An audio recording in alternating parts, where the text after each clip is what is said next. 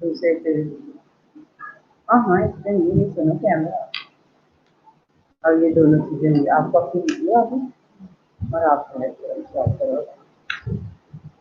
Good morning जो भी हम भी आप लिख सकते हैं फैमिली को जो दोनों करनी है।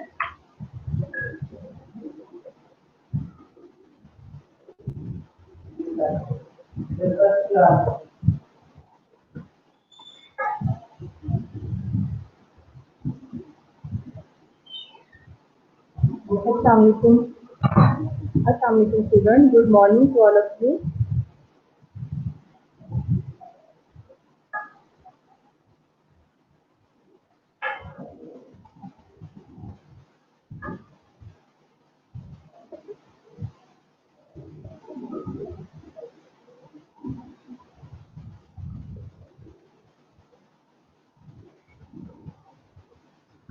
I am Nasreen Asghar, so I am presenting you F1 Part 2. So today our lecture of F1 Part 2 is value and belief pattern. Now we will discuss about value and belief pattern.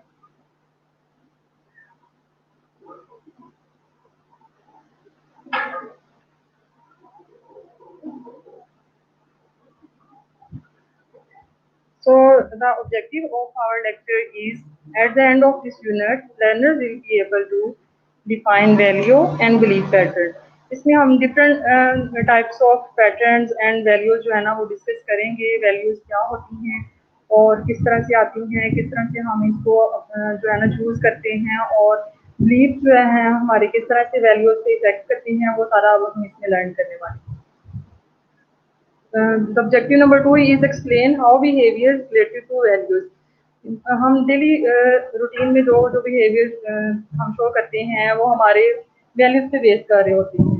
तो हम वो देखेंगे कि किस तरह से हमारे रोजमर्रा के जो बिहेवियर्स हैं वो हमारी वैल्यूज पे किस तरह इफेक्ट करती हैं, या वैल्यूज जो हैं हमारी बिहेवियर्स पे किस तरह से इफेक्ट करती हैं। Now next we will discuss about identify sources of professional nursing values. इसमें हम नर्सिंग प्रोफेशन से रिलेटेड जो वैल्यूज होती हैं वो देखेंगे, वो उसके बारे में सीखेंगे और किस किस सोर्स से हमारी नर्सिंग वैल्यूज आती हैं। तो वो as a profession, as a nurse हम जो है ना वो ड्यूरिंग द प्रैक्टिकल एरिया में हम लर्न करते हैं और भी हम वो डिस्कस करेंगे। After that, we will discuss about apply cultural and developmental perspective when identifying values. इसमें हम देखेंगे कि हमारा कल्चर जो है वो किस तरह से इफेक्ट करता है वैल्यूज को, और किस तरह से जो है वैल्यूज जो है हमारे कल्चर को इफेक्ट करती हैं। यानी कि कुछ पाकिस्तान में भी डिफरेंट कल्चर्स जो है ना वो पाए जाते हैं, जिसमें हम देखते हैं कि सिंध है, पंजाब है, बलूचिस्तान है, KPK है, वहाँ पे लोगों की डिफरेंट वैल्यूज हैं। तो वो हम उसमें भी देखेंगे कि हर एरिया में हर जो स्पेसिफिक कल्चर है उसमें डिफरेंट वैल्यूज हैं, और पर्सन जो है वो किस तरह से उसको ऑन करते हैं, और वो जनरेशन टू जनरेशन जो है वो किस तरह से मूव करती हैं। After that we will examine values conflict and resolution in nursing care situation. अब इसमें हम ये देखते हैं कि कहाँ कहाँ पे जो है ना नर्सिंग केयर के दौरान कॉन्फ्लिक्ट रेज होंगे और वहाँ पे एथिकल इश्यूज आ सकते हैं। और इसके अलावा जो है हम ये देखते हैं कि जो कुछ रेजोल्यूशन हैं नर्सिंग केयर सिचुएशंस में वो किस तरह से आती हैं और हम उसको किस तरह से कंट्रोल कर सकते हैं।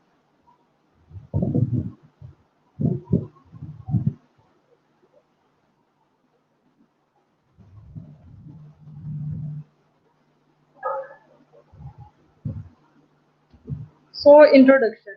अब हम देखने जा रहे हैं कि बैकग्राउंड क्या है। इंट्रोडक्शन में हम बैकग्राउंड डिस्कस करेंगे कि वैल्यूज क्या होती हैं और हमारी डेली लाइफ में किस तरह से डेवलप होती हैं, किस तरह से हम उसको ऑन करते हैं, और क्या क्या चीज़ें जो है ना इसमें डिस्कस की जा सकती हैं। In their daily work, nurses deal with intimate and fundamental human events such as birth, death and suffering. इसमें हम ये देखते हैं कि आप जब एज अ नर्स जब आप वार्ड में जाती हैं, हॉस्पिटल्स में जाती हैं, तो डेली बेसिस पे डिफरेंट किस्म के इवेंट्स हो रहे होते हैं, लाइक बर्थ्स हो रही हैं, डेथ्स हो रही हैं, या कोई सीरियस इलनेस में पेशेंट जो है ना सफ़र कर रहे हैं। तो जब हम उन पेशेंट की केयर कर रहे होते हैं या ऐसे एथिकल इश्यूज को डील कर रहे होते हैं, तो उसमें जो है ना वैल्यूज जो है ना मैटर करती हैं। They must decide the morality of their own actions when they face the many ethical issues. उसमें बहुत सारे एथिकल डिलेमास फेस हो सकते हैं। जब हम बहुत सारी वैल्यूज़ को हम फेस करते हैं, तो उसमें बहुत सारे मॉरल इश्यूज़ भी आते हैं।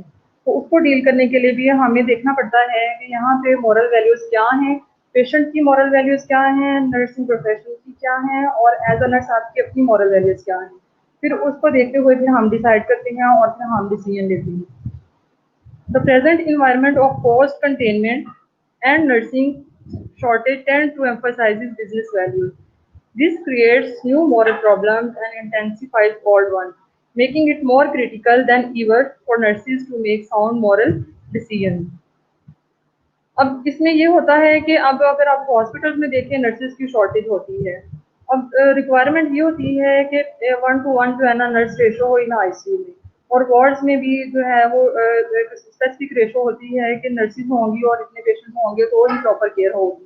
लेकिन अब हमारे हॉस्पिटल्स में क्या होता है कि नर्सेस की शॉर्टेज होती है और पेशेंट जो है रेट ज़्यादा होता है जिसकी वजह से प्रॉपर नर्सिंग केयर जो है पेशेंट को डिलीवर नहीं की जा सकती। तो उसमें फिर क्या होता है कि बहुत सारी मॉरल जो वैल्यूज़ हैं वो जो हैं रेज़ होती हैं और उसमें फिर बहुत सारे मॉरल डिसीजंस लेने पड़ते हैं, तो जिसकी वजह से क्या होता है कि बहुत सारे कॉन्फ्लिक्ट्स आ सकते हैं। Therefore, nurses need to develop a sensitivity to the ethical dimensions of the nursing practice.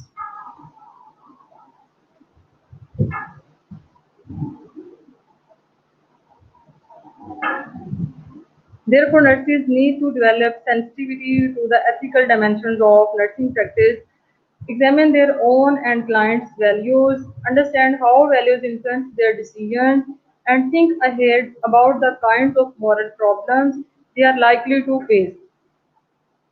अब इसमें ऐसी प्रैक्टिसेस में जहाँ पे नर्सेज की शॉर्टेज हो और पेशेंट रेट ज़्यादा हो और प्रॉपर केयर ना दी जा सकती हो और इसमें क्या हो कि नर्सेज जो हैं वो उसमें मॉरल वैल्यूज़ उनकी जो हैं वो इसमें सेक्रीफाइस हो रही हों, तो उसमें इस सिनेरियो में ये होना चाहिए कि नर्सेज को पता होना चाहिए कि उनको डेवलप करनी चाहिए sensitivity to the ethical dimension of the nursing practice.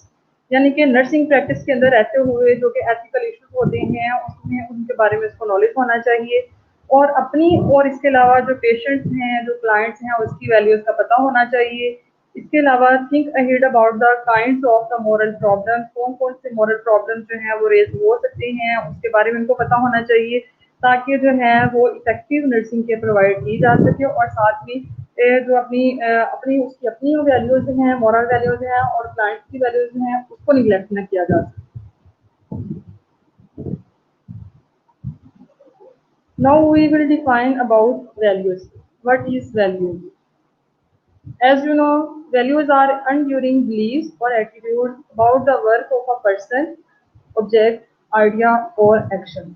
Values को हम इस तरह से कह सकते हैं कि हम किसी चीज़ को ऑन करते हैं, यानी कि वो किसी भी चीज़ के बारे में हो सकती है। जैसे कि किसी पर्सन हम कहते हैं कि ये फलां शख्स जो है ना मुझे बहुत इम्पोर्टेंट है, मेरे लिए बहुत इम्पोर्टेंट है, यानी कि आप उसको जो है ना वर्क को जानते हैं और आप उसको ऑन करते हैं।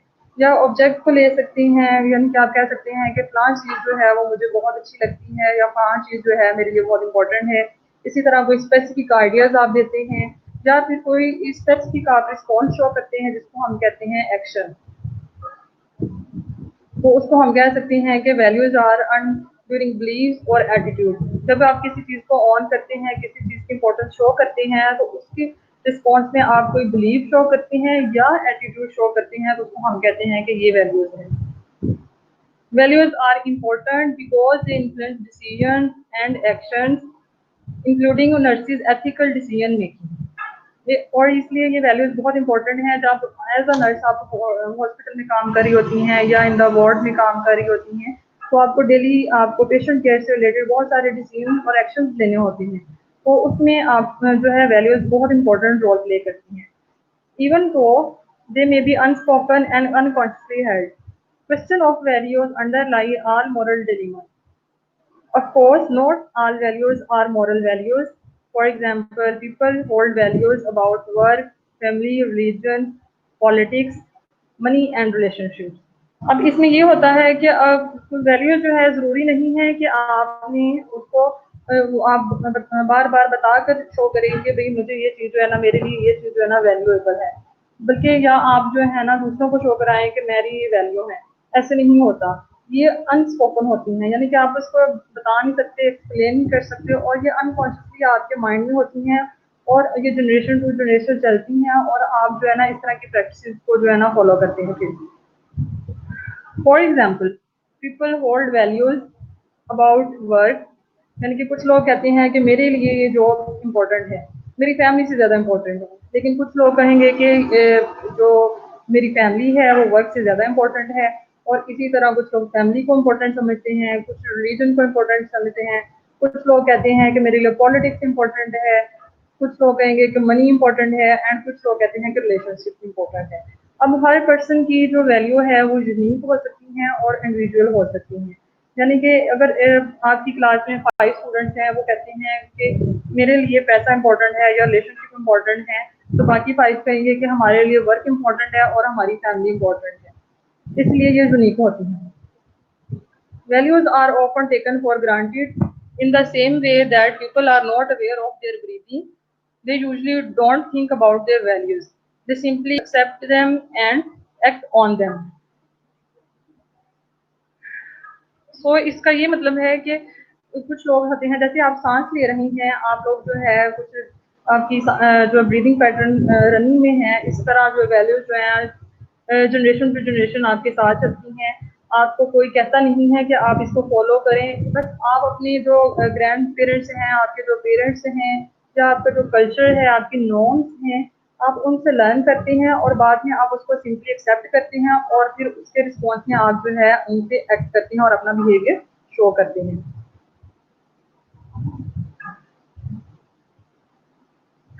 अच्छा जी, वैल्यू सिस्टम। अब हम ये देखने वाले हैं कि वैल्यू सिस्टम क्या होता है। Value system are basic to a way of life, give direction to life and form the basis of behavior, especially behaviors that is based on decision or choices. अब इसमें ये है कि जैसे आपके जिंदा रहने के लिए, आपकी ह्यूमन लाइफ के लिए जिस तरह आपके वाइटल साइन इंपॉर्टेंट हैं, इसी तरह हमारी कल्चरल लाइफ के लिए, हमारे बिहेवियर्स के लिए और हमारी लाइफ को डायरेक्शन देने के लिए हमारी वैल्यूज इंपॉर्टेंट हैं। यानी कि ये आपको बेसिक प्रोवाइड करती हैं जिसकी बेस पे आप जो है ना वे ऑफ लाइफ चूज करते हैं, और ये जो है ना आपको एक डायरेक्शन प्रोवाइड कर देती है लाइफ में कि आपने क्या करना है नेक्स्ट और किस तरह जाना है, और फिर उसके रिस्पॉन्स में आप जो है ना स्पेशल बिहेवियर जो है ना वो शो करते हैं। बिलीव्स, बिलीव्स और ओपिनियंस आर इंटरप्रिटेशंस और conclusion that people accept as true. Beliefs को हम कह सकते हैं कि हमारा अकीदा है, और ये हमारे जो बिलीव होते हैं हमेशा ऑलवेज बेस करते हैं ऑन द वैल्यूज। जब हम वैल्यूज कोई रखते हैं, कोई चीज़ों को वर्ती समझते हैं, तो फिर हम उसके रिस्पॉन्स में हम बिलीव जो है ना डेवलप कर लेते हैं। और बिलीव जो होती हैं वो एक ऐसी कंक्लूजन होती हैं और इंटरप्रिटेशन होती हैं जिसको पीपल समझते हैं, लोग समझते हैं कि ये ट्रू है, यानी कि उसको वो गलत नहीं कह सकते। अब फॉर एग्जाम्पल कुछ लोग कहते हैं कि मेरा फलां फलां चीज पे बिलीव है, वो ऐसा ही होगा, लेकिन कुछ लोग कहते हैं कि नहीं ये ऐसा नहीं है। वो एक दूसरे के बिलीव को फिर जो है ना वो डिसक्रेडिट करने की कोशिश करते हैं, और उसमें क्या होता है, कॉन्फ्लिक्ट रेज होता है। They are based more on faith than fact. Beliefs don't necessarily involve value. अब इसमें ये है कि ज़्यादातर बिलीव्स होते हैं वो हमारे फेथ से जो है ना इन्वॉल्व होते हैं, यानी कि जो असल में हकीकत जो फैक्ट है उस पे नहीं होता। बस किसी ने कह दिया है कि मेरा ये बिलीव है, मेरा ये अकीदा है, तो वो उसको मान लेता है कि ठीक है मेरा ये अकीदा है और मेरा ये बिलीव है। रियलिटी चाहे कुछ भी हो, उसने उसको करेक्ट ही कहना है।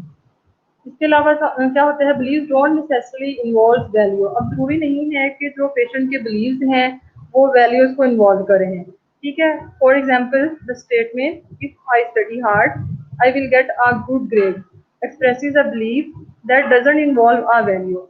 यानी कि इसमें उसने सिंपल सा अपना फेथ शो किया है कि अगर मैं ज़्यादा स्टडी करूँगी, अगर करूँगा या करूँगी तो मेरे अच्छे ग्रेड्स आएंगे। अब इसमें उसने वैल्यू को शो नहीं किया, यानी कि वैल्यू तो तब होगी ना कि जब वो ये शो करे कि मैं ये मेरे लिए जो वैल्यूएबल है कि जो गुड ग्रेड्स हैं वो मेरे लिए इम्पोर्टेंट है, ठीक है जी। इसमें उसने कोई वैल्यू शो नहीं की। लेकिन अब अगर आप नेक्स्ट स्टेटमेंट में देखिए, by contrast the statement good grades are really important to me, I must study hard to obtain good grades involves both a value and a believe. अब इसमें ये है कि उसने दोनों चीजें शो कर दी हैं।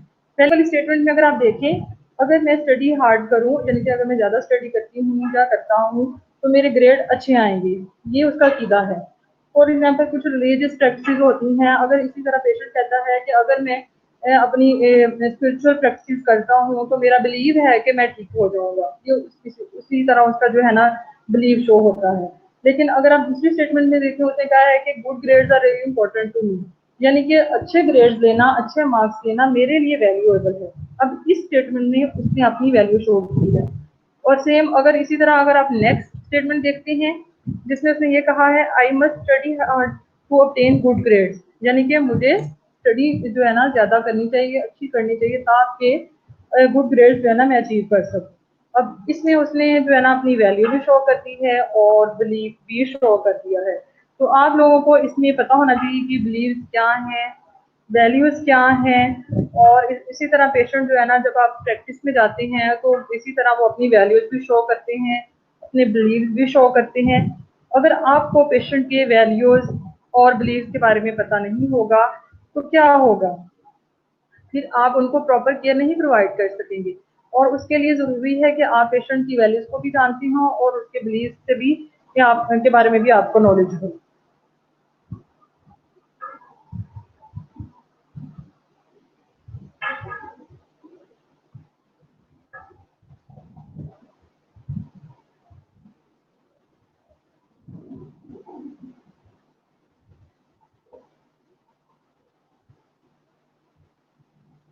Next, belief is an acceptance that something exists or true, especially one without proof. यानी कि ये आप कह लें कि एक ब्लाइंड ट्रस्ट है। बिलीफ को आप इस तरह भी कह सकते हैं कि ब्लाइंड ट्रस्ट है, और आप जो है ना आपको पता है कि एक चीज है और वो ट्रू है, और चाहे आप उसको उसके बारे में आपको प्रूफ दें या ना दें, आपने उस चीज को आपने ट्रू ही कंसीडर करना है।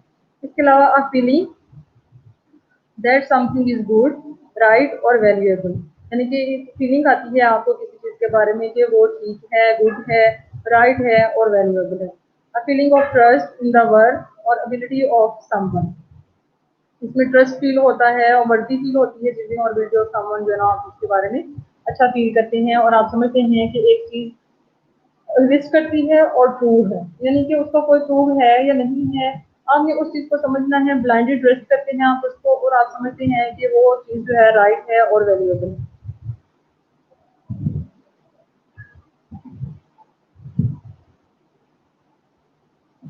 Next, attitudes. सबसे पहले हमने वैल्यू डिस्कस किया। वैल्यू जो थी हमारी वर्दी फीलिंग्स थी, हम किसी चीज को वैल्यूएबल समझते हैं और उसको हमने कहा कि ये वैल्यू है।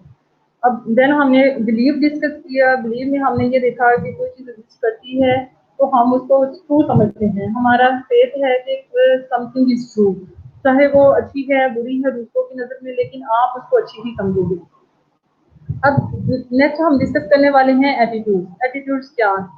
एटीट्यूड्स आर मेंटल पोजीशंस और feelings toward a person and object.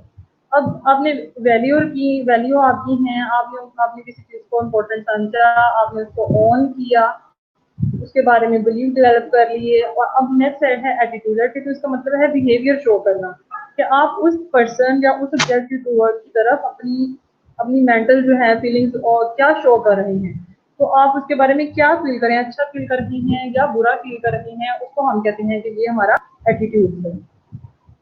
Attitudes are often judged as bad और गुड, पॉजिटिव और नेगेटिव, यानी कि एटीट्यूड होते हैं वो आमतौर पर जज किए जाते हैं कि या तो बैड में आएंगे या पॉजिटिव या गुड हैं या फिर नेगेटिव हैं। ठीक है जी। अब इसमें हम ये देख लेते हैं बैड और गुड, पॉजिटिव और negative. Where beliefs are judged as correct और इनकरेक्ट।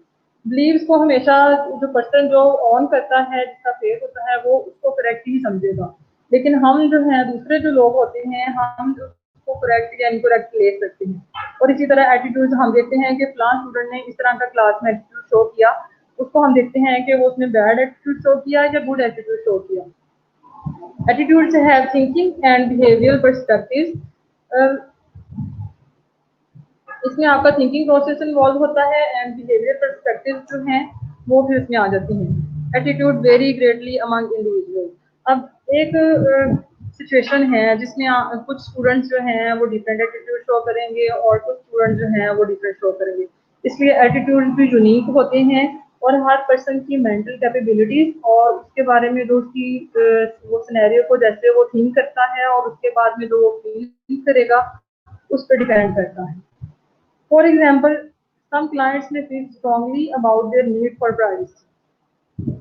अब इसमें ये बताया गया है, अगर हम पेशेंट्स की बात करें तो उनके एटीट्यूड भी डिफरेंट होंगे।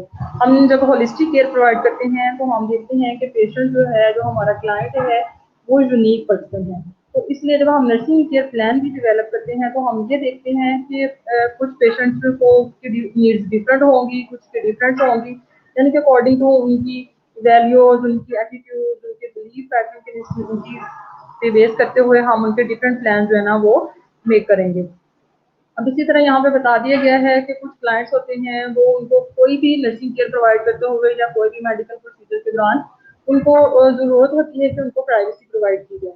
लेकिन कुछ क्लाइंट जो है ना वो इसको माइंड नहीं करते, वो कहते हैं कोई बात नहीं, आप वार्ड में सबके सामने भी प्रोसीजर कर लें या जरूरी नहीं है इतना। लेकिन कुछ जो है इसको बहुत ही माइंड करेंगे और उनको आपको स्ट्रांगली जो है ना इस नीड को उनको प्रोवाइड करना होगा।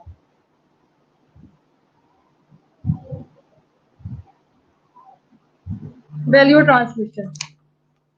अब हमने पहले डिस्कस किया कि वैल्यूज हैं, फिर बिलीव्स हैं, फिर एटीट्यूड्स हैं। अब वैल्यूज ट्रांसमिशन नेम से भी शो हो रहा है कि वैल्यूज जो है वो किस तरह से ट्रांसमिट होती हैं। बाय बर्थ तो कोई भी जो है ना, कोई भी जो पर्सन होता है या जो न्यू बॉर्न होता है उसके लिए कोई भी चीज़ वैल्यूएबल नहीं होती। लेकिन ये हमारा कल्चरल इम्पैक्ट होता है, हमारा एथनिक इम्पैक्ट होता है कि हम या रिलीजियस आपका इफेक्ट ले लें तो उसकी वजह से हम क्या करते हैं कि डिफरेंट किस्म की वैल्यूज जो है वो अपने पेरेंट्स, ग्रैंड पेरेंट्स वगैरह से हम जो है ना अडॉप्ट करते हैं और फिर उसको अपनी नेक्स्ट जनरेशन में हम ट्रांसफर कर देते हैं। तो इसी तरह values values are learn through observation and experience. यानी कि जैसे जैसे बेबी बॉर्न बेबी जो है वो बड़ा होगा, उसमें क्या होगा कि वो अपनी फैमिली से, अपने पेरेंट्स से, जैसे वो ग्रोइंग एज की तरफ जाता है तो वो डिफरेंट किस्म की वैल्यूज को पहले ऑब्जर्व करता रहता है, फिर उनको एक्सपीरियंस करता है और फिर बाद में खुद जो है ना वो अडॉप्ट करता है और फिर नेक्स्ट जो है ना वो क्या करता है कि वो दूसरी अपनी जनरेशन को ट्रांसमिट करता है। It influence cultural, ethnic and religious group. अब इसमें कल्चर, हमारा कल्चर इफेक्ट कर सकता है, यानी कि हमारे डिफरेंट कल्चर हैं। पंजाब के कुछ लोग हैं, कुछ सिंध के हैं, कुछ केपी के हैं, कुछ कश्मीर के हैं। तो अब उनका वहाँ का जो कल्चर होगा वो डिफरेंट होगा और वो हर बच्चे पे जो है उनका जो कल्चर का इम्पैक्ट होता है वो भी डिफरेंट होता है। जिस कल्चर में बेबी बॉर्न हुआ होता है, जैसे जैसे वो ग्रो कर रहा होता है तो सारी चीजें उसकी वो वहाँ पे उसको जो है इम्पैक्ट कर रही होती हैं। इसीलिए एथनिक रीजन भी इफेक्ट करते हैं एंड रिलीजियस ग्रुप्स जो हैं वो भी इफेक्ट कर सकते हैं। जिसमें आ सकता है कि आप के डिफरेंट यानी कि मुस्लिम रिलीजन के आप कह लें या आप क्रिश्चियनिटी की तरफ ले लें, हिंदुइज्म की तरफ कह लें, डिफरेंट किस्म के कल्चर्स हैं। तो वो क्या होता है, डिफरेंट किस्म के जो रिलीजन ग्रुप्स होते हैं वो अपने बच्चों की वैसे ही उनको बताते हैं और उनको जो है ना कुछ चीज़ें उनको बताते हैं कि आपके लिए ये वैल्यूएबल है, आपके रिलीजन ने आपको ये सिखाया है तो आपने क्या करना है कि आपके लिए ये चीज़ें वैल्यूएबल हैं। इसी तरह फिर वो बच्चे क्या करते हैं कि वो अपनी चीज़ों को जो लर्न करते हैं और चाइल्डहुड में इसी तरह से वो ग्रोइंग एज में लेके जाते हैं और बाद में वहाँ पे उनका इम्पैक्ट होता है जब वो अडल्ट एज में जाते हैं।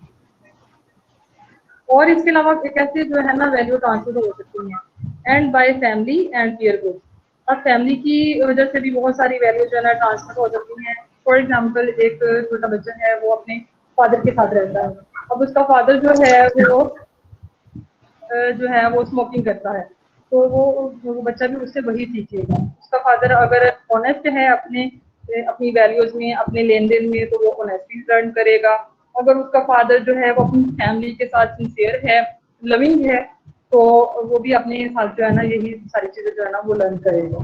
इसके अलावा पीयर ग्रुप्स की वैल्यू जो है वो बहुत इफेक्ट करती हैं। इसमें ये आ जाता है कि पीयर ग्रुप्स में ये आता है कि आपके जो क्लास फेलो हैं, आपके जो क्लासमेट्स हैं या आपके जो एज फेलो हैं, उससे आप क्या क्या चीजें लर्न कर रहे हैं, वो भी सारी वैल्यूज में आती हैं। इसके अगर हम एग्जांपल देखें,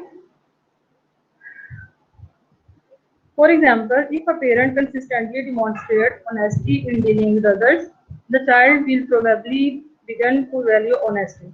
जो मैंने आपको पहले बताया कि अगर उसकी फैमिली में उसकी जो है वैल्यूज जो है वो ऑनेस्टी है, अगर वो डीलिंग दूसरों के साथ डीलिंग करते हैं और ऑनेस्टी शो करते हैं, तो बच्चा भी डेफिनेटली ऑनेस्टी को जो है ना वैल्यू करेगा।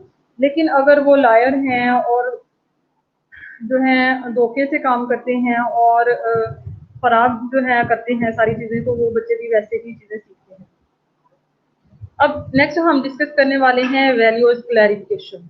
वैल्यू क्लैरिफिकेशन क्या होती है और ये हमें किस तरह से इफेक्ट कर सकती हैं और किस तरह से हेल्पफुल हैं क्लाइंट केयर में, पेशेंट केयर में और आपके लिए, ये हम डिस्कस करने वाले हैं। In some cases, the value clarification exercises can be useful in helping individuals or groups to become more aware of their values and how they may influence their actions.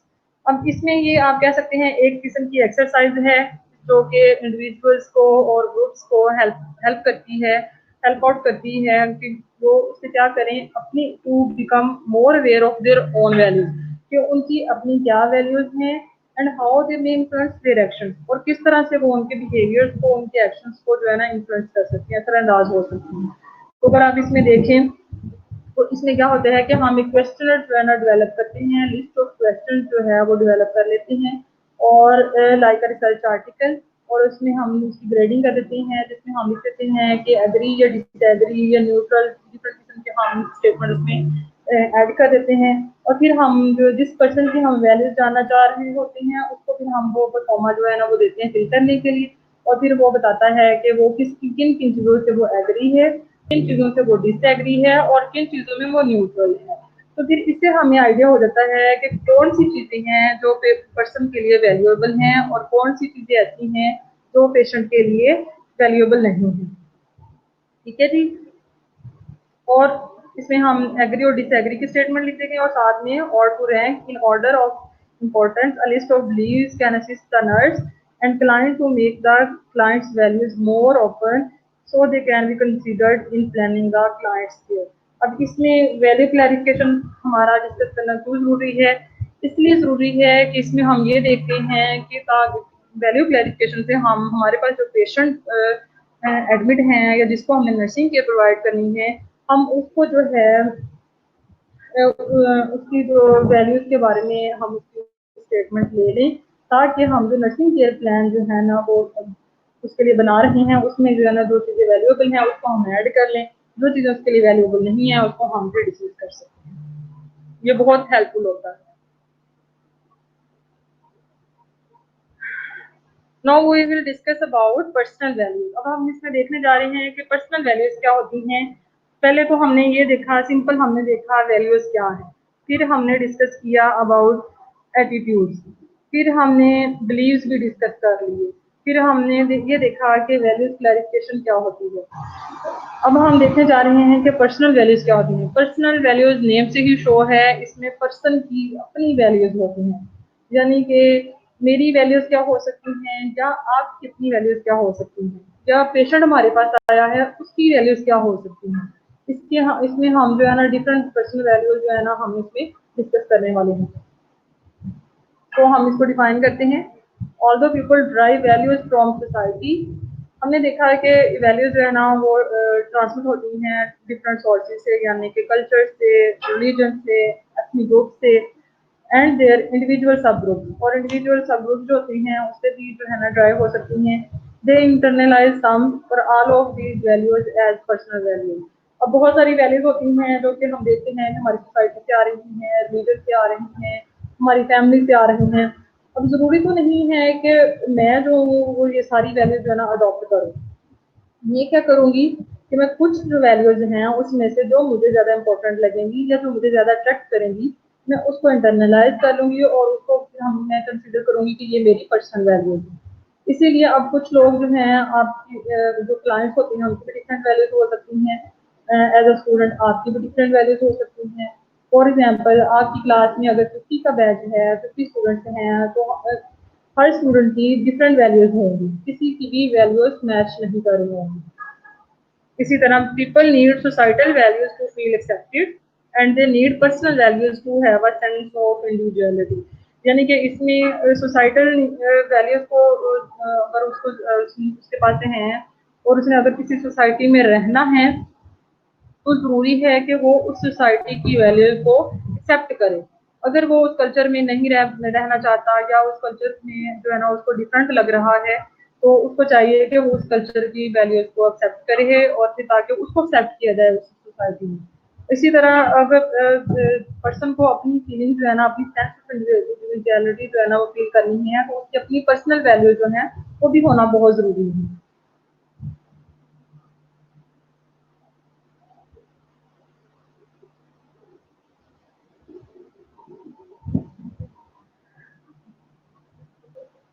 Then we will discuss about professional values. Personal values तो वो थी जो कि as a person जो है हमारी values होती हैं। हम एक इन्वायरमेंट से लेते हैं, अपने रिलीजन से ले ली, अपने एथनिक ग्रुप से ले ली, कल्चर से ले ली, पीयर से ले ली, तो वो हमारी पर्सनल हो गई। अब प्रोफेशनल वैल्यूज क्या है? प्रोफेशनल वैल्यूज ऐसी वैल्यूज होती हैं जो कि किसी प्रोफेशन के लिए स्पेसिफिक होती हैं और उस प्रोफेशन में रहते हुए जब आप काम कर रहे होते हैं, प्रैक्टिकल वर्क कर रहे होते हैं, तो आप उस दौरान सीखते हैं, उसको हम प्रोफेशनल वैल्यूज कहते हैं। इसी तरह नर्सिस की प्रोफेशनल वैल्यूज होती हैं जो कि आप नर्सिंग प्रोसेस करते हुए या नर्सिंग प्रोफेशन में रहते हुए अपने एक्सपीरियंसेस से, टीचर्स से, पीयर से या नर्सिंग कोड ऑफ एथिक्स से जो आप लर्न करते हैं, उसको हम कहते हैं कि ये प्रोफेशनल वैल्यूज हैं। अगर आप इसकी डेफिनेशन देखें तो सेम यही है। Nursing professional values are required during socialization into nursing from code of ethics, nursing experiences, teachers and peers. Okay, the American Association of College of Nursing identified 5 values essential for the professional nursing. अब ये American association of college of nursing ने 2008 में 5 values identify की थी जो कि एक professional nurse होने के लिए बहुत ज़रूरी है, जिसमें आ सकता है altruism, autonomy, human dignity, integrity and social justice. अब इसमें डिफरेंट किस्म की 5 वैल्यूज हैं जो कि अगर किसी एक कोई नर्स है, नर्सिंग प्रोफेशन में है, तो उसके लिए 5 होना बहुत ज़रूरी है।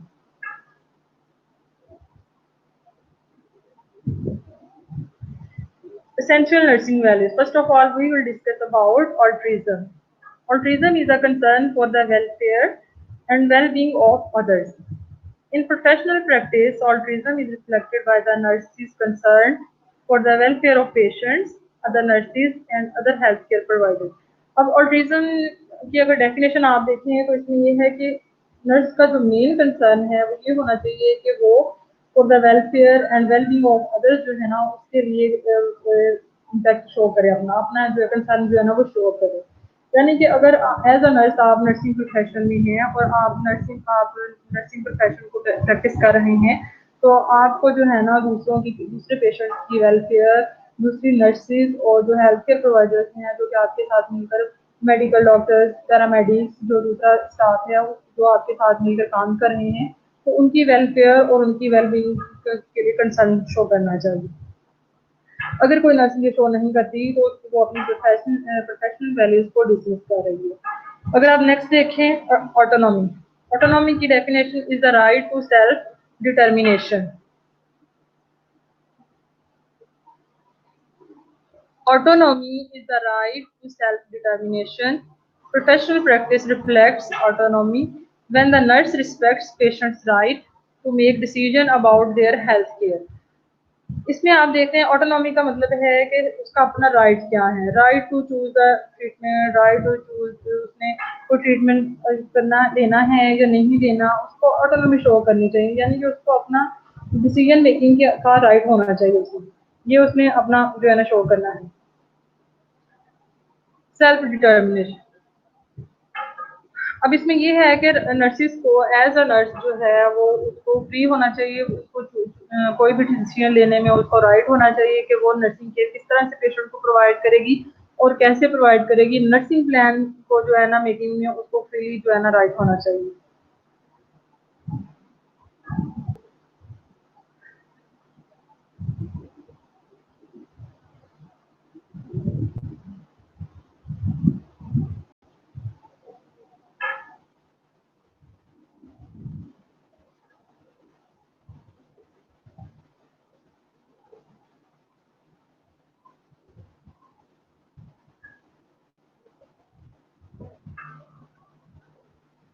Next, human dignity.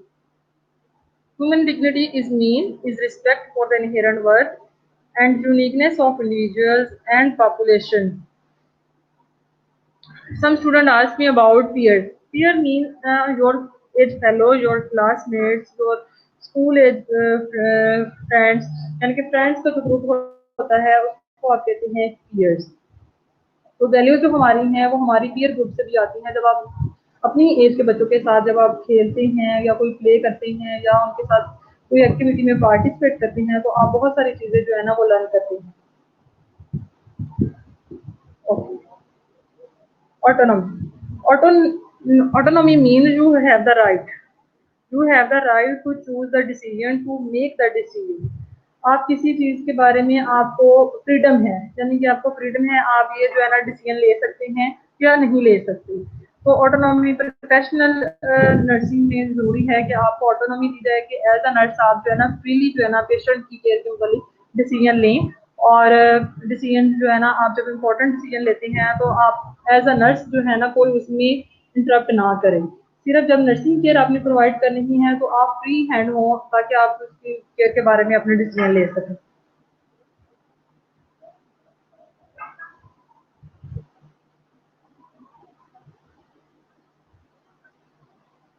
Okay, next we will discuss human dignity. Human dignity is respect for the inherent worth and uniqueness of individuals and populations.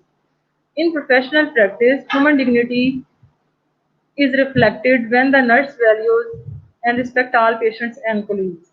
Human dignity में यही शो होता है कि आप किसी पर्सन को यूनिक समझें, किसी कोई पॉपुलेशन है उसको यूनिक समझें। आपने किसी भी इंडिविजुअल को जब नर्सिंग केयर प्रोवाइड करनी है तो सबसे पहला ये है कि आप उस पर्सन को रिस्पेक्ट पे करें। ठीक है जी, आपने उसको रिस्पेक्ट शो करानी है और बाद में आपने उसको यूनिक समझना है। आपने ये नहीं सोच लेना कि पेन के साथ अगर मेरे पास एक पेशेंट आया है तो आपने जो नर्सिंग केयर प्लान उसके लिए बनाया है तो आप उस वार्ड के सारे पेशेंट को आप सेम नर्सिंग केयर प्लान बना के दें या सेम जो है ना नर्सिंग केयर प्लान जो है ना वो इम्प्लीमेंट करें। ऐसा बिल्कुल नहीं करना। आपने जब भी नर्सिंग केयर प्लान बनाना है, जब भी नर्सिंग केयर आपने देनी है पेशेंट को तो आपने उसकी डिग्निटी का ख्याल करना है और साथ में उसकी यूनिकनेस का ख्याल करना है। यानी कि आपने उसको रिस्पेक्ट देनी है और साथ में ये देखना है कि अगर मेरे पास ये पर्सन इस एरिया से आया है, कुछ फॉर एग्जांपल अगर मैं आपको पेन के बारे में बताऊं तो ऐसे होता है कि कुछ कल्चरल बैकग्राउंड ऐसे होते हैं कि जहाँ पे पेन को एक्सप्रेस करना अच्छा नहीं समझा जाता, मोस्टली फीमेल्स की पेन का। तो वो कहते हैं कि फीमेल्स जो हैं वो अगर पेन शो करती हैं तो वो क्या है कि जी ज़रूरी नहीं है कि वो इसको फील कराएं, बस उसको बर्दाश्त करें। इसीलिए उनकी टॉलरेंस लेवल जो होती है वो डेवलप हो चुकी होती है और वो जो है ना इतना उसको वो इससे इतना वो शोर भी नहीं करते। लेकिन कुछ एरियाज में ये होता है कि वो लड़कों को ज़्यादा इम्पोर्टेंस दी जाती है और वो कहते हैं कि भाई लड़के जो हैं वो हमारे लिए सारा कुछ है, लड़के को कुछ भी हो जाए तो वो जो है ना उसको शो कराते हैं। इसीलिए आपने क्या करना है कि हर पर्सन को रिस्पेक्ट शो करनी है और उसको यूनिक समझना है। इसके अलावा आपने पेशेंट के अलावा अपने कोलीग्स को जो है उनको रिस्पेक्ट करनी है, आपका जो कोलैबोरेटिव स्टाफ होगा उसको रिस्पेक्ट पे करनी है और उसके साथ जो है ना मिलके जो है ना आपने अपना रिफ्लेक्शन शो करना है। Next we will discuss about integrity. Integrity क्या है? Is acting in accordance with an appropriate code of ethics and accepted standards of practice. अब इंटेग्रिटी का मतलब ये है कि आपने कोई भी एक्शन शो करना है एज अ नर्स तो वो according to the code of ethics होना चाहिए, यानी कि according to the proper standard होना चाहिए। आप लोगों ने लर्न किया होगा बारे में अबाउट कोड ऑफ एथिक्स। तो आपने कोड ऑफ एथिक्स में रहते हुए आपने जो है ना प्रैक्टिस को अपने को परफॉर्म करना है। अगर आप कोई भी चीज़ या कोई भी एक्शन ऐसा परफॉर्म करते हैं जो आपकी कोड ऑफ एथिक्स के अकॉर्डिंग नहीं होता, अप्रोप्रिएट नहीं होता, तो वो फिर आपकी इंटेग्रिटी को डिसमिस करेगा। ठीक है जी। Integrity is reflected in professional practice when the nurse is honest and provides care based on an ethical framework that is accepted within the profession. अब इंटेग्रिटी तभी शो होगी जब आप जो है ना अपने नर्सिंग प्रोफेशन के साथ फेथफुल होंगे, आप ऑनेस्टी शो करेंगे और आप कोई भी अगर नर्सिंग केयर प्रोवाइड कर रहे हैं, पेशेंट को कर रहे हैं तो वो according to the ethical framework ethical standard के अकॉर्डिंग अगर आप उनके एक्शन प्लान कर रही हैं और उसके अकॉर्डिंग वो अगर अप्रोप्रिएट होंगे तो आपकी इंटेग्रिटी शो होगी। अदरवाइज अगर आप कोई ऐसा निगलेक्ट शो करते हैं या मिसबिहेवियर शो करते हैं तो वो आपकी इंटेग्रिटी को डिसमिस करता है। सोशल जस्टिस बहुत इंपॉर्टेंट है। इसमें हम ये देखते हैं is acting in accordance with fair treatment, यानी कि इसमें ये है कि आपने किसी को भी नर्सिंग केयर प्रोवाइड करनी हुई है तो आपने अपने उसके ट्रीटमेंट के साथ फेयर होना है, आपने जस्टिस शो करना है। अब इसमें हमारे कुछ एरियाज में ऐसे होता है, अनफॉर्चुनेटली ऐसे है कि जो लोग जो है ना ज़्यादा अमाउंट पे करते हैं उनको अच्छी क्वालिटी की केयर प्रोवाइड की जाती है, जो लो इनकम के होते हैं उनको कोई पूछता भी नहीं। ठीक है, ऐसे ही है। लेकिन एज अ नर्स आपकी रिस्पॉन्सिबिलिटी है कि आपने regardless of economic status, race, ethnicity, age, citizenship, disability और सेक्सुअल ओरिएंटेशन के रिगार्डलेस आपने फेयर हो के ट्रीटमेंट प्रोवाइड करना है। आपने ये नहीं देखना कि कोई लो स्टेटस से है या हाई स्टेटस से है, उसका रेस क्या है, उसकी कास्ट क्या है, किस एथनिसिटी एरिया से है, उसका कल्चर क्या है। कुछ लोग ऐसे करते हैं कि अगर उसका रिलीजन डिफरेंट होगा तो भी उसको जो है ना प्रॉपर केयर नहीं प्रोवाइड करते। अपनी जो रिलीजन के हैं लोग उनको ज़्यादा अच्छी केयर देते हैं, दूसरों को निगलेक्ट करते हैं। कुछ एज पे डिफेक्ट आ जाता है, ओल्ड एज और जो बच्चे होते हैं ज़्यादा कॉम्प्रोमाइज होते हैं उनको ज़्यादा केयर की ज़रूरत होती है। और इसके अलावा सिटीजनशिप है, कोई डिसेबल है या सेक्सुअल ओरिएंटेशन से है, यानी कि उसकी उसका जेंडर जेंडर जो है वो जो है ना डिफरेंट हो सकता है। जो भी है आपने इतनी सारी चीज़ों को निगलेक्ट करते हुए आपने फेयर ट्रीटमेंट प्रोवाइड करना है। हमने फिर ये नहीं देखना कि किस किस डिसेबिलिटी के साथ है, क्या उसका रेस है, क्या एज है। बस एज अ नर्स आपने उसको फेयर ट्रीटमेंट देना। वैल्यूज क्लैरिफिकेशन, वैल्यू क्लैरिफिकेशन अगर हम डिस्कस करें, well people identify, examine and develop their own individual values. ठीक है जी। नॉर्मली क्या होता है, पीपल आइडेंटिफाई करते हैं कि अच्छा ये वैल्यूज हैं, फिर उनको एग्जामिन करते हैं, फिर उनको वो देखते हैं कि अच्छा ये किस तरह से आई हैं, क्या हुआ, इसके क्या कॉन्सिक्वेंसेज हैं, किस तरह से अडॉप्ट करनी है। और बाद में उन चीज़ों एंड फिर उन्हीं चीज़ों की बेस पे वो डेवलप कर लेते हैं देयर ओन इंडिविजुअल वैल्यूज, फिर वो अपनी ही इंडिविजुअल वैल्यूज का एक क्राइटेरिया जो है ना वो सेट कर लेते हैं। तो वैल्यू क्लैरिफिकेशन क्या है? A principle of value clarification is that no one set of values is right for everyone. अब इसमें हमने सिंपली ये लर्न करना है कि अगर एक पर्सन ने कोई वैल्यूज जो है वो डेवलप की हैं, अपनी पर्सनल वैल्यूज या इंडिविजुअल वैल्यूज जो है उसने डेवलप कर रही हैं, तो ज़रूरी नहीं है कि वो सारी की सारी वैल्यूज हर किसी के लिए राइट हों, क्योंकि कुछ चीज़ें जो हैं वो कुछ लोगों के लिए ठीक होंगी और कुछ लोगों के लिए वो ठीक नहीं होंगी। तो इसलिए हमें इसमें ये लर्न करना होता है कि हर पर्सन की जो वैल्यूज हैं वो डिफरेंट हैं, वो हम वैल्यूज क्लैरिफिकेशन से ही लर्न कर सकते हैं। When people can identify their values, they can retain or change them. जब एक बार जब लोग जो हैं वो आइडेंटिफाई कर लेते हैं अपनी वैल्यूज को कि ये चीज़ें मेरे लिए इम्पोर्टेंट हैं, तो फिर वो उनको उन पे स्टिक हो जाते हैं, यानी कि उनको रिटेन कर लेते हैं। और अगर वक्त के साथ उनको ज़रूरत लग पाए कि अब उनको चेंज करना चाहिए तो वो उनको चेंज भी कर लेते हैं। And thus act based on freely chosen rather than unconscious values. फिर उसको फ्रीली चूजन यानी कि वो उनको फ्रीली जो है ना उनको एक टाइम दिया जाता है कि आप इनमें से चूज कर लें, वो उनको चूज कर लेते हैं और रेदर देन अनकॉन्शियस वैल्यूज। क्योंकि नॉर्मली क्या होता है कि अनकॉन्शियस जो होती है ना हमारी वो वैल्यूज जो होती हैं वो हमने प्रॉपरली अडॉप्ट नहीं की होती, वो हम जस्ट ऑब्जर्व करते हैं, एक्सपीरियंस करते हैं और अपने कल्चर, अपने एथनिक ग्रुप और रिलीजियस वैल्यूज से हम उसको अडॉप्ट कर लेते हैं। लेकिन वैल्यू क्लैरिफिकेशन जो है ना यहाँ पे इसमें ये डिफरेंस है कि आपको एक सेट जो है ना प्रोवाइड किया जाता है, आपको बताया जाता है कि ये वैल्यूज हैं।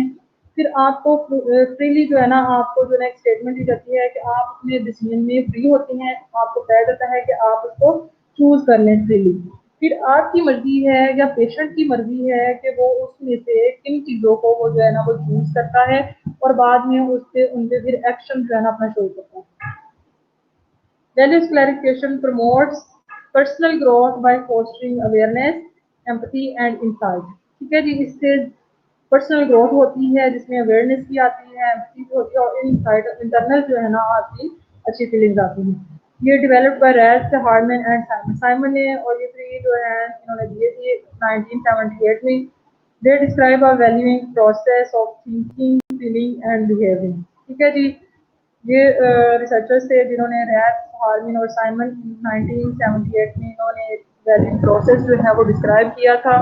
और उसमें 3 चीज़ें आती हैं। सबसे पहले किसी भी चीज़ को जब आप ऑब्जर्व करते हैं तो इंसान क्या कहते हैं उसके बारे में थिंक करता है, वो सोचता है ये चीज़ कैसे है, क्या है, और उसके बारे में वो ऑब्जर्वेशन जो है ना अपनी शो करता है।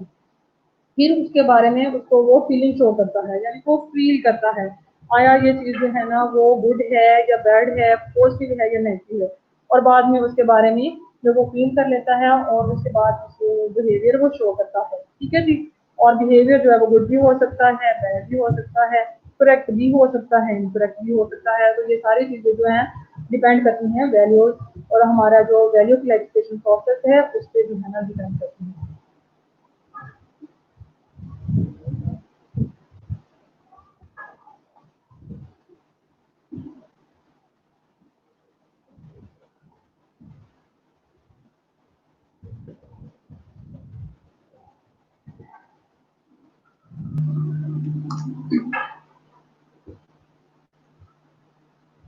ओके।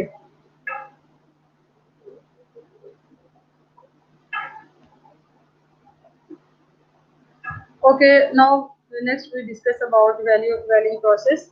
हम अब फर्दर जो है ना वैल्यू प्रोसेस भी डिस्कस करने वाले हैं, जिसमें हमने देखा कि one word widely used theory of value clarification was developed by Raz, Harman and Simon. They describe a valuing process of thinking, feeling and behavior that the term choosing, pricing and acting. अब इसमें मैंने आप लोगों को पहले बताया जैसे कि हम वैल्यूइंग प्रोसेस हमने लर्न किया है, जिसमें ये है कि सबसे पहले थिंक करना है। जब आप थिंक करते हैं किसी चीज़ को फिर आप उसी के अगेंस्ट जो है अपनी फीलिंग शो करते हैं।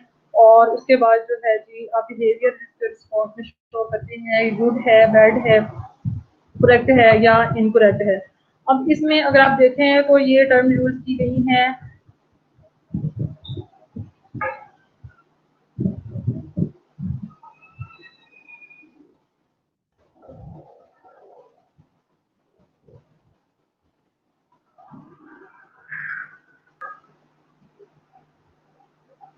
They describe the valuing process. इसमें 3 चीज़ें हैं, चूजिंग है, प्राइसिंग है एंड एक्टिंग है। Okay, values clarification. इसमें मैंने आपको ये बताया है कि जब पीपल जो हैं वो कुछ चीज़ें हैं जब हम देखते हैं, हम किसी इन्वायरमेंट में रहते हैं तो हम आइडेंटिफाई करते हैं सबसे पहले और देखते हैं कि ये चीज़ें जो हैं हमारे लिए वैल्यूएबल है या नहीं है। हम उसको ऑब्जर्व करते हैं, फिर उसके बाद हम क्या करते हैं एग्जामिन करते हैं। हम उन चीज़ों को अडॉप्ट करने की कोशिश करते हैं, उनको एग्जामिन करते हैं कि आया हमारी सराउंडिंग में ये किस तरह से जो अपना काम करती हैं और किस तरह से डेवलप हो रही हैं। फिर उसके बाद हम देखते हैं, फिर जब हम ये सारी चीज़ें देख लेते हैं, आइडेंटिफाई कर लेते हैं, एग्जामिन कर लेते हैं, तो फिर हम डेवलप करते हैं अपनी ओन इंडिविजुअल वैल्यू। अब इसमें वैल्यू क्लैरिफिकेशन में इसमें यही डिस्कस किया गया है कि एक स्टेटमेंट आपको दी जाती है, एक सेट ऑफ क्वेश्चन जो है, सेट ऑफ वैल्यू जो है ना आपको प्रोवाइड किया जाता है और उसमें पेशेंट को या इंडिविजुअल को जिसकी हमने वैल्यूज असेस करनी होती हैं, हम उसको फ्रीली एक जो है ना एक स्टेटमेंट दे देते हैं कि आप जो है ना फ्री हैं अपनी वैल्यूज को चूज करने में। फिर वो क्या करते हैं कि उसमें जिन चीज़ों से वो एग्री कर रहे होते हैं या जो चीज़ें उनको अट्रैक्ट कर रही होती हैं उससे वो एग्री अपना एग्रीमेंट शो करते हैं। और जो वैल्यूज उसके लिए वो इनकोरेक्ट होती हैं उसको वो डिसएग्री शो करते हैं। तो वैल्यू क्लैरिफिकेशन जो है ना पर्सनल ग्रोथ के लिए बहुत इंपॉर्टेंट है। और रेस, हार्मिन और साइमन रिसर्चर्स ने एक वैल्यूइंग प्रोसेस जो है ना वो डेवलप किया था। उन्होंने इसके बाद इस पे एक थ्योरी पेश की थी जिसमें ये होता है कि 3 चीज़ें हैं जो कि हम वैल्यूइंग प्रोसेस में देखते हैं। सबसे पहले ये है कि थिंकिंग। आप कोई चीज़ देखते हैं, आप सबसे पहले आप उस चीज़ के बारे में थिंक करते हैं। इसी तरह पेशेंट है, पेशेंट के लिए कोई चीज़ अगर वो होगी तो सबसे पहले वो उसको देखेगा, सोचेगा, फिर उसके बारे में हम अपनी फीलिंग्स शो करते हैं कि ये गुड है या बैड है, क्या है, हमें इसमें इसमें हमें कौन-सी चीज़ जो है ना हमें इफ़ेक्ट कर रही है। जब हम फीलिंग कर लेते हैं शो अपनी, फिर उसके फीलिंग के रिस्पॉन्स में हम अपना बिहेवियर शो करते हैं, जो कि बैड भी हो सकता है और गुड भी हो सकता है, करेक्ट भी हो सकता है और इनकरेक्ट भी हो सकता है। तो वैल्यू क्लैरिफिकेशन जो है ना, आप सिंपली इसको कह सकते हैं एक प्रोसेस है जिसके थ्रू हम दूसरे पर्सन की वैल्यूज को लर्न कर सकते हैं। और ये जो है ना, हम ज़्यादातर हमें नर्सिंग केयर प्रोसेस में हमें ये हेल्पफुल होती है और हम पेशेंट की वैल्यूज को जो है ना इसमें असेस करते हैं, ताकि हम कोई भी नर्सिंग केयर प्लान अगर बना रहे हैं तो उसमें हमें जो पेशेंट की वैल्यू जो है वो निगलेक्ट ना हो।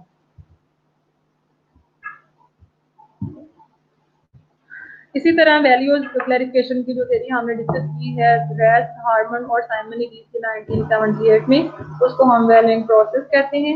वैल्यूइंग प्रोसेस में हमने देखा कि थिंकिंग इन्वॉल्व है, फीलिंग एंड बिहेवियर इन्वॉल्व है। इन तीनों चीज़ों को अगर आप देखें तो टर्म दिया था चूजिंग, प्राइजिंग एंड एक्टिंग, यानी कि इसमें हम देख सकते हैं अगर आप F1 का वैल्यू का अगर आप चैप्टर रीड करें तो उसमें ये उसमें बहुत क्लियरली जो है ना और डिटेल में दिया हुआ है, हम इसको जो है ना मस्त देखें।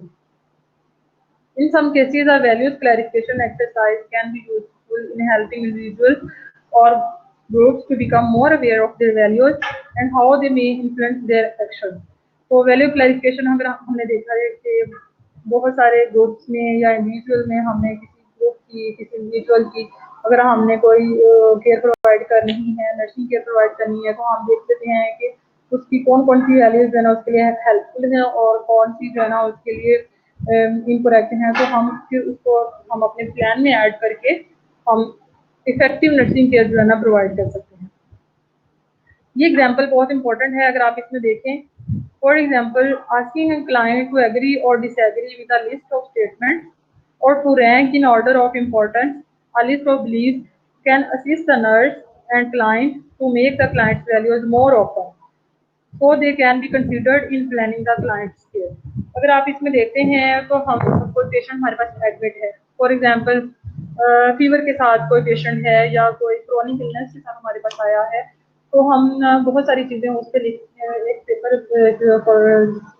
परफॉर्मा जो है ना वो सेट कर लेंगे और उसमें बहुत सारे क्वेश्चन लिखेंगे और हम उसको बताएंगे कि आपके लिए कौन कौन सी चीज़ें जो है ना वैल्यूएबल है और कौन सी चीज़ें वैल्यूएबल नहीं है। तो वो क्या करेगा कि वो जो चीज़ें उसके लिए वैल्यूएबल होंगी उससे वो एग्री अपना शो करेगा, एग्रीमेंट शो करेगा, और जो उसके लिए वैल्यूएबल नहीं होंगी उसमें वो डिसएग्री शो करेगा। तो फिर हम देख लेंगे, फिर हम उसको रैंकिंग करेंगे कि पेशेंट है, पेशेंट के लिए कौन सी चीज़ें इस टाइम पे हॉस्पिटल में रहते हुए कौन सी चीज़ें ज़्यादा वैल्यूएबल हैं। यानी कि कुछ लोग कहेंगे कि हमारे लिए प्राइवेसी ज़्यादा वैल्यूएबल है, कुछ कहेगा कि मुझे जो है वो क्राउड जो है वो पसंद नहीं है, मैं जो है ना अकेले रहना पसंद करूँगा। कुछ लोग कहेंगे कि मुझे जो है वो आउटडोर वॉकिंग का या इस तरह का, या कुछ कहेंगे कि मुझे बेड पे डिफरेंट जो है ना क्रिएटिविटी की जो है ना कुछ लिस्ट चाहिए, यानी कि डिफरेंट वो अपनी वैल्यू शो करेंगे।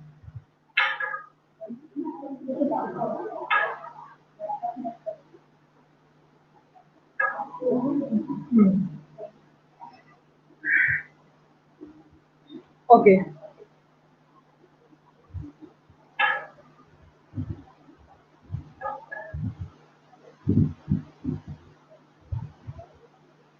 clarifying the nursing value। Now we will discuss about clarifying the nursing value। Nursing values क्या होती हैं? पहले हमने देखा कि पर्सनल वैल्यूज हैं, फिर हमने प्रोफेशनल वैल्यूज डिस्कस की, फिर हमने डिस्कस किया अबाउट क्लाइंट्स वैल्यूज, क्लाइंट्स क्या क्या हो सकती हैं, वैल्यूज क्लैरिफिकेशन क्या हो सकती है। अब हम डिस्कस करने वाले हैं clarifying the nursing values. Nurses and nursing students need to reflect on the values they hold about life, death, health, and illness। Nurses hold both personal and professional values। इसमें हम ये देखते हैं कि नर्सिंग और जो नर्सिंग स्टूडेंट होते हैं वो बहुत सारी वैल्यूज में उनको रिफ्लेक्ट करने की ज़रूरत होती है, जो कि डेली लाइफ में होती हैं। यानी कि लाइफ के बारे में उनकी क्या वैल्यूज हैं, डेथ के बारे में क्या हैं, हेल्थ के बारे में उनकी वैल्यूज क्या हैं और इलनेस के बारे में उनकी वैल्यूज क्या हैं। अब इसमें उनकी बहुत पर्सनल और प्रोफेशनल वैल्यूज जो है ना वो आ सकती हैं। फॉर एग्जांपल, नर्सेज होती हैं, नर्सिंग स्टूडेंट जो होते हैं, तो जब न्यूली नर्सिंग प्रैक्टिस में आते हैं तो उनको डेथ, किसी पेशेंट की डेथ को देखते हुए बहुत ज़्यादा सफरिंग होती है। तो जैसे जैसे वो टाइम गुजरता है, एक्सपोजर होता है उनका, तो वो उनके लिए वो चीज़ें जो है ना वो थोड़ी सी अनवैल्यूएबल हो जाती हैं। इसी तरह फिर हेल्थ और हेल्थ इलनेस के बारे में उनकी वैल्यूज डिफरेंट होती हैं जब वो स्टार्ट में आते हैं। बाद में वही चीज़ें उनके लिए थोड़ी और डिफरेंट हो जाती हैं। तो इसलिए जैसे जैसे आप नर्सिंग प्रैक्टिस में आते हैं तो आपको अपनी नर्सिंग वैल्यूज और जो है प्रोफेशनल वैल्यूज है उसको इंटीग्रेट करके लेकर जाना होता है और उसको फिर इन्वॉल्व करके करना होता है।